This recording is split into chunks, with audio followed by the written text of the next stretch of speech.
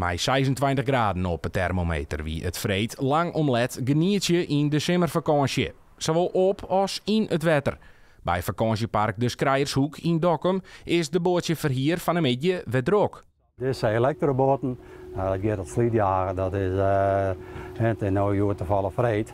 Maar dan hebben we wel zoiets van een wisseling van de hoesjes. Maar zodra de mensen vanmiddag binnen en ze denken dit is mooi waar, gauw even een bootje huren en even een rondje. Nou, dat rondje van een oor, dan krijg je prachtig mooi door het dak op er heel binnen kanaal en wetter van het dak omheen. Nou, lekker een koelboxje mee. Een biertje, een windje, een hapje en een snapje.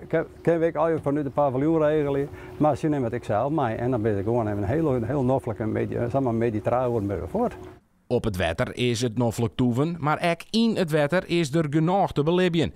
Zo ook in Boetenzwembad het Paradieske in Kolm. Daar waard een schoenparty organiseren.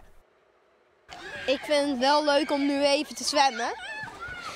Met zo'n schuimparty. Wat maakt een schoenparty leuk? Nou, je kan ploffen en je komt er allemaal schuimvrij en je kan je helemaal verkleden. Net als wij hebben kapsel. We zijn bij de kapsel geweest.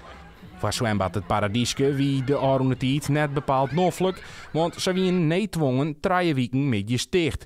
Dus een dag als joet wie meer als welkom. Ja, en wat is nou beter als dit? Dit is fantastisch. De bandjes winnen er weer. Iedereen vindt het weer gezellig om te zwemmen.